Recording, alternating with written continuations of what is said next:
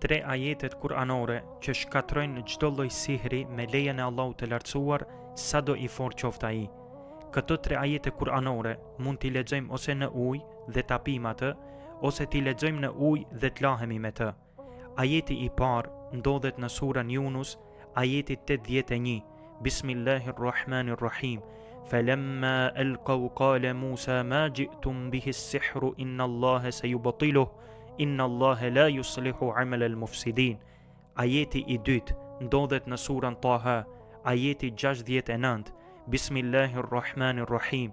Wa alqi ma fi yaminika talqaf ma sana'u innama sana'u kaydu sahir wa la yuflihu as-sahiru haythu ata. Ajeti i tretë ndodhet në surën Al-Furqan, ajeti 23. Bismillahirrahmanirrahim. Wa qadimna ila ma amilu min amalin faj'alnahu haba'an manthura.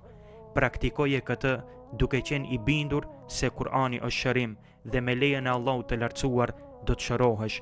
Allahu i shëroft të gjithë besimtarët që vuajnë nga sihri.